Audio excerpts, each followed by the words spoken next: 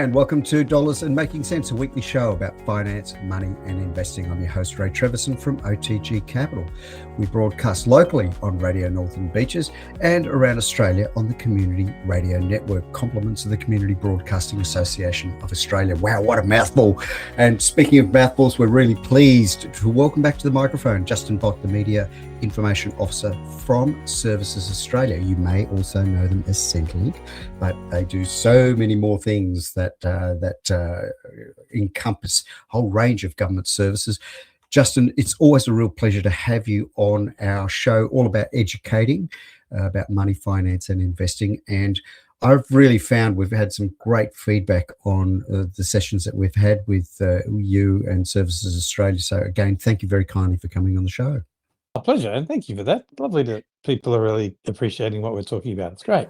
Well, it's always nice when you're telling people about freebies, and so much of the stuff that you've been illuminating our audience on are free services that are available to all the taxpayers and citizens of this country. And I think sometimes people misunderstand or underestimate, what their taxes actually provide for them.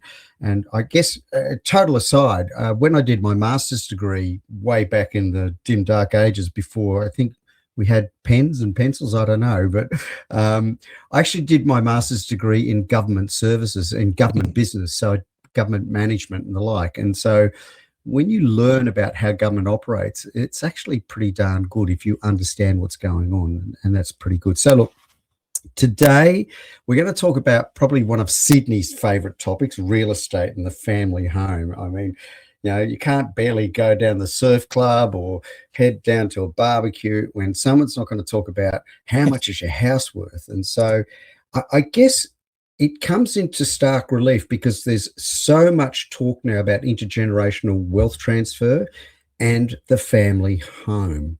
So one of the things that we're going to talk about today, and man, if there's ever a time when buyer beware, caveat emptor applies, it's talking about reverse mortgages. Now, there are a couple of options available to use your home to get extra cash, but man, there really is. This is a bit of a minefield, isn't it? It is, and it's really, with the options that are out there, first of all, understanding what options actually are out there and what one suits what you're trying to achieve. So there's no one reverse mortgage type fits all. It's I've got a different objective, and there may be a different product that actually suits my objective that completely doesn't suit what my neighbour is trying to achieve, and therefore what they're using isn't going to work for me. So it is important to just point out what a reverse mortgage is in the first place. So cool. We know the idea of a mortgage. We borrow money and we use that money to do something, and we use an asset, a security. In this case, it's property as a security. Now, with your standard mortgage, there's going to be an expectation that you make repayments. So we have a mortgage, we borrow money, we have interest on that mortgage, and the bank is going to expect us to be making repayments to get that mortgage down to zero and interest gone. And while we're working, our goal is to get that debt down to zero. Reverse mortgages actually operate in the almost completely opposite way, which is why they're called a reverse mortgage. In these cases, we do borrow money. In most cases, you've got to be an older Australian, so you've got to be at least 60 for your standard reverse mortgage. The property is usually got to be the family home. You usually can't use investment properties for your standard reverse mortgage. And the goal here is, or there's no expectation, I should say, that I actually make any repayments on that mortgage. So I take the money and instead of expecting the debt to get smaller and smaller, I'm actually allowing the debt to get bigger and bigger as the interest grows, because I'm not making any repayments and nobody's expecting me to make any repayments. So the interest on the loan grows, and instead of the bank expecting me to do anything, eventually I'll be paying a lump sum, and that lump sum will happen when I either sell the property or I pass away and it becomes part of my estate. So it's a reverse mortgage in that there's no expectation that it's going to get smaller. I actually expect it to get bigger and bigger. I acknowledge that, and I accept that as the fact that I'm choosing this product. That's what it's going to do.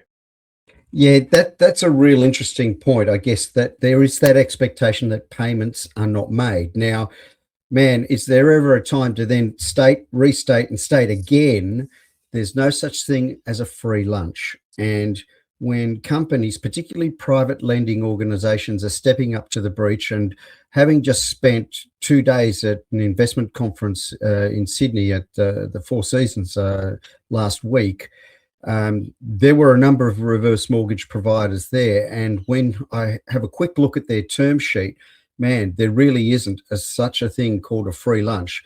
You're paying for this money, and sometimes you can end up paying a bit of a premium because whoever's giving you that money is not getting payment between now and whenever. And so, and I see you nodding wisely, but I think a lot of people forget.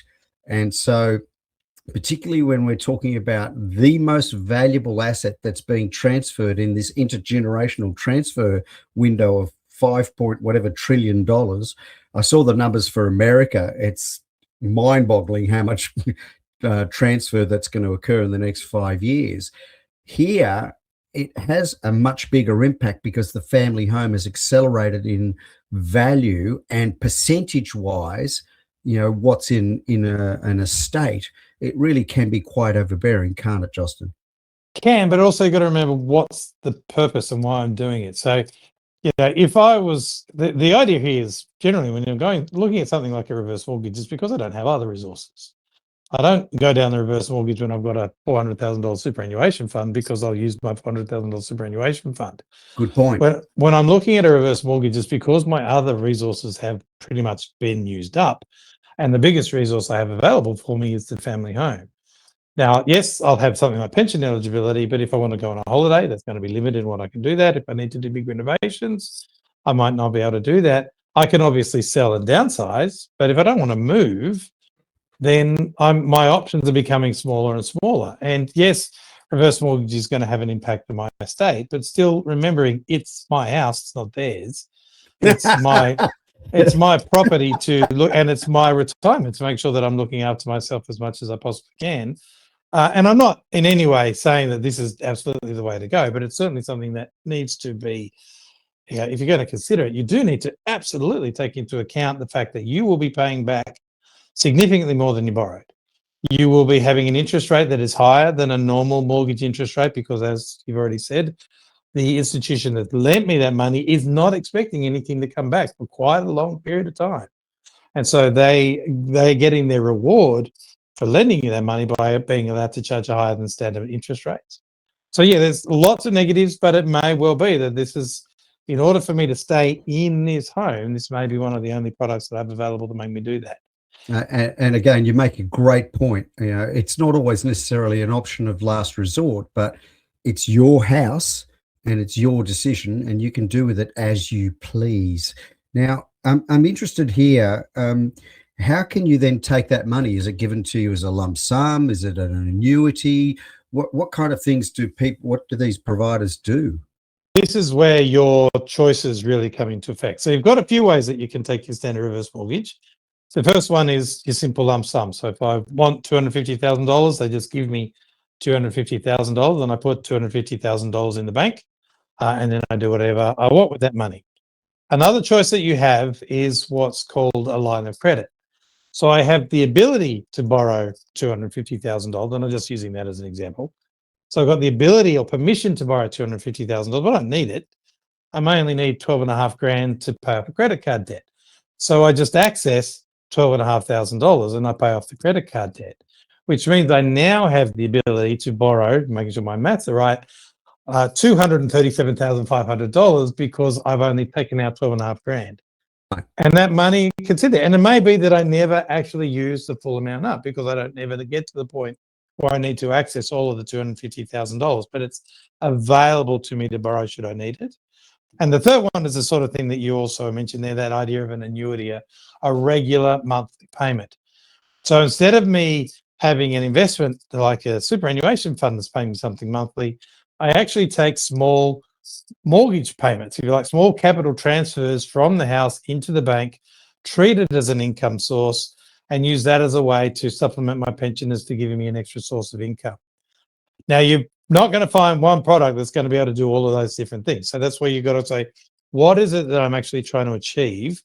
And then go and find the product that may actually be able to give me what I'm actually after. So In that case, that's where there's things like mortgage brokers, reverse mortgage specialist mortgage brokers may well help you because they know the different products and the different options that they have available. But know what you want to achieve from it will help you then to break down and reduce the options to the ones that you can actually then use. I think you make some excellent points, Justin. I think being well prepared before you start engaging with product providers. And again, ladies and gentlemen, always be under the understanding. I mean, my own license, I give product information out as general advice. But if you go to a financial advisor, they are licensed to give you personal advice. So they start looking under the covers and they start asking you detailed questions. I don't do any of that when I do general advice. And that's a really clear distinction that when you are going to a product provider, they are giving you general advice only. And the nice thing about personal advice, A, you're more than likely paying for it, and B, fingers crossed, it's hopefully going to be impartial. And so they can give you the kind of information and advice that is not going to be necessarily tinged with somebody trying to flog you a product. And again, I mean, we talk about this all the time, but it's always worth reiterating. So look, a little early, but about time for halftime. We're here on Dollars and Making Sense, a weekly show about finance, money and investing. I'm really pleased to have Justin Bott, the Media Information Officer from Services Australia. We're talking about reverse mortgages. We're going to take a short break and we'll be back with you in just a moment. Hi, and thank you for listening to Dollars and Making Sense, a weekly radio program about finance, money and investing on Radio Northern Beaches and nationally on the Community Radio Network around Australia. The views, comments and opinions aired during our program should not be construed or viewed as financial advice. Any commentary is general advice only and does not take into account your objectives, financial situation or needs. You should consider whether the advice is suitable for you and your personal circumstances. If in doubt, you should contact an authorised licensed financial planner. We welcome questions and feedback, and you can get in touch with us via our blog, social media channels or email. Please search for Dollars and Making Sense in your favourite podcast platform or check out our blog at otgcapital.com.au/blog.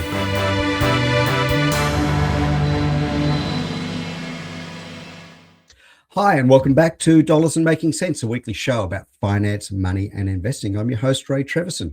I'm really pleased to have at the microphone this week, Justin Bott, the Media Information Officer from Services Australia.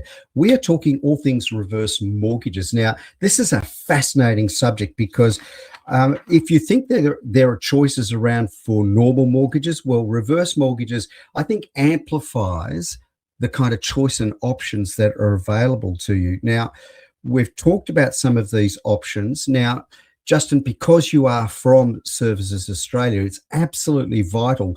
You know, before we went to the break, you were talking about somebody, for example, drawing down $250K out of their equity of their home. Nothing wrong with that whatsoever. However, if you are on an age pension, that's going to have impact, doesn't it? Depends. So there's a couple of things. There's a few things to think about with the different types of reverse mortgages that we talked about: the lump sum, the line of credit, the ongoing income stream.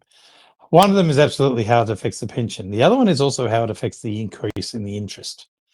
So what I'm going to plug at first of all, before we even get into that, is the Money Smart website. So if you go to moneysmart.gov.au, they actually have a reverse mortgage calculator in there where you can start playing with interest rates.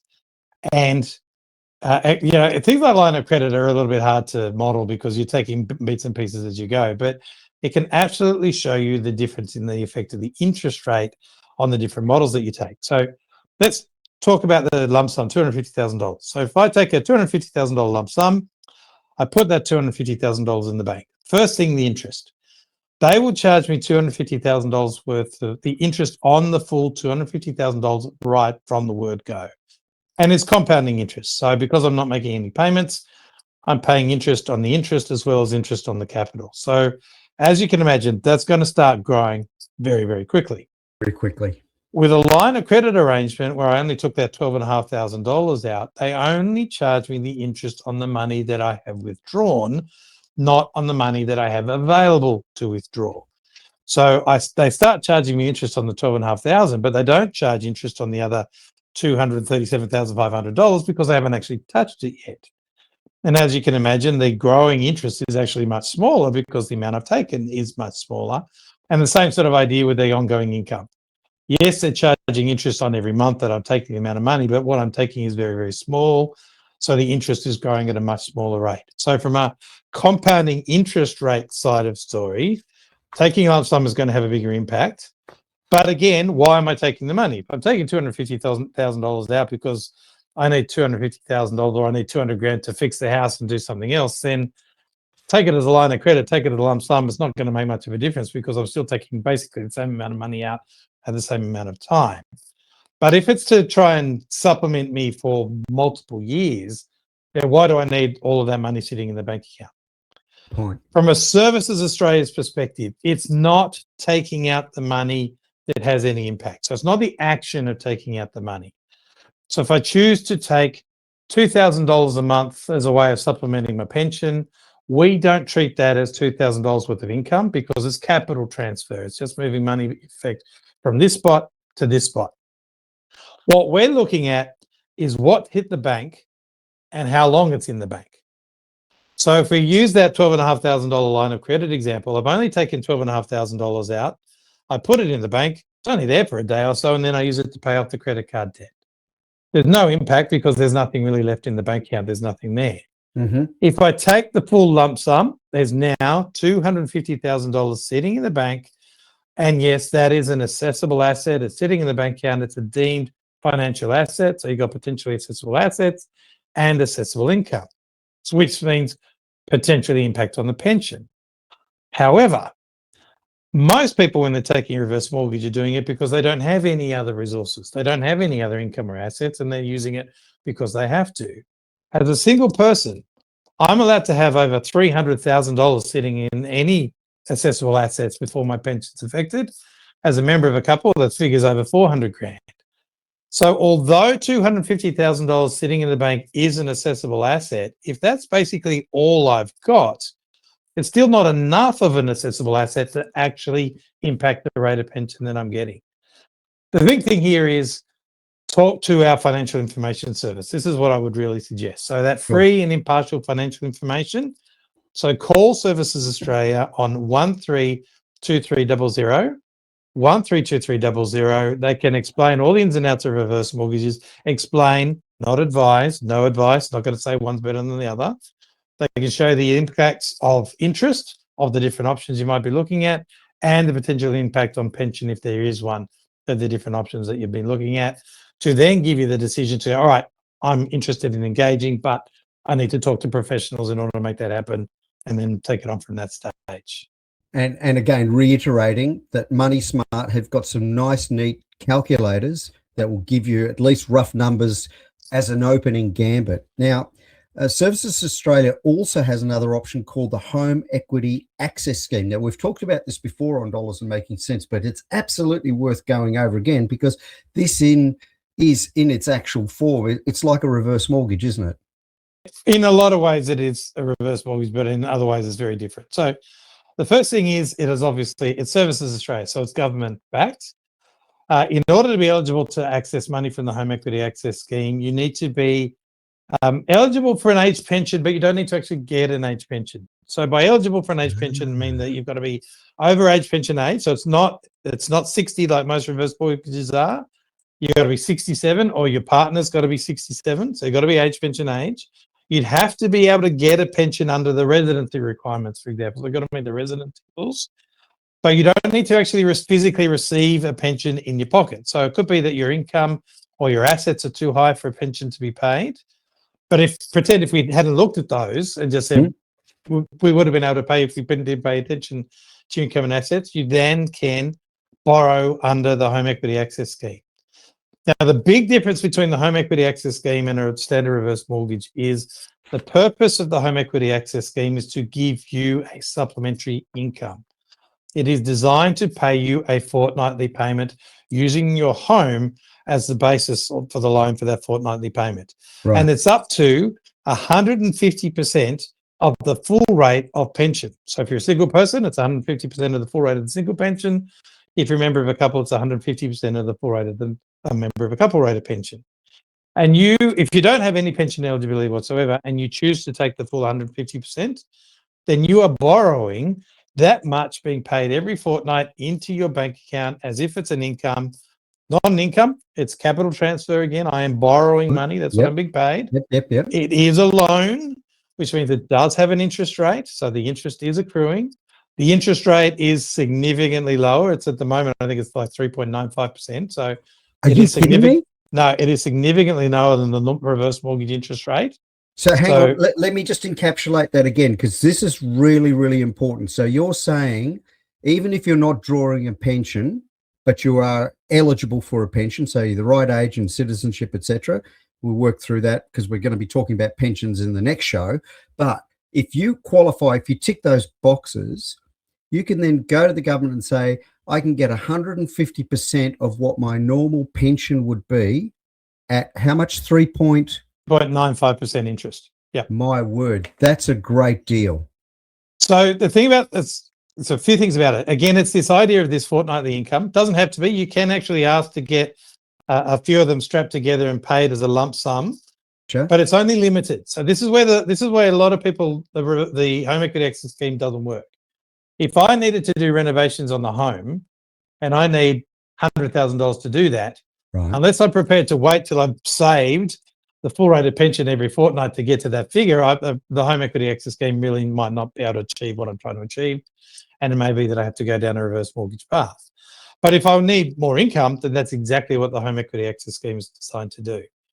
The other thing is that if you are presently getting a pension from us, then you borrow the difference between the fortnightly rate of pension you're actually getting and 150% of the full rate of pension. So it's a top up to 150%. It's a top up, yeah. So if I'm presently getting 80% of the full rate of pension, then I can borrow an additional 70% so that I can borrow up to the 150%. So I can't get the whole 150% on top of what I'm presently getting, but Sure. I can get the difference between what I'm getting in the pension now and 150% of the full rate of pension.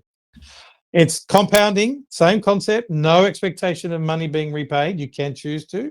You can choose to stop it whenever you want. You can actually use more than just the family home with the home equity access scheme. So as long as the property is in Australia, it can be used as security for the loan. Obviously, there has to be enough security there for us to be able to borrow against. And you got to do things, same with the reverse mortgage. You got to make sure it's fully insured and it's kept in good condition and all those bits and pieces, because we want to make sure that there's an asset that we'll be covering. But don't need to make repayments if I don't want to. Money can be paid back when I sell the property, or money can be paid back as part of the estate. Wow, that's a really good option. I mean, you're right. There are some limitations there, but if people are out there right now on a pension, and again, my mum's been gone a number of years now, but I always saw what she was getting in the age pension because she had her own home. It wasn't, enough to sort of hop on a plane and go back to Italy to see the folks, that's for sure. But it kept her fed, it kept her clothed, it kept her warm. And I think when you look around the world, we've still got a social security system in this country that I think is the envy of many people and many nations around the world. But this ability to be able to borrow at 3.95, was it? 3.95%. Now, I can't promise it's always going to be 3.95%. No. But what I'm saying is, when you think about the rates that's commensurate with other offerings out there right now, particularly around reverse mortgages, you're talking about a rate that's probably close to half of what other people would be paying privately. It is also not linked to changes in the official interest rate. So changes to the official interest rate, so there just recently has been one, has not changed the reverse mortgage interest. Isn't that interesting? So it's not RBA linked. No. So it's not RBA linked.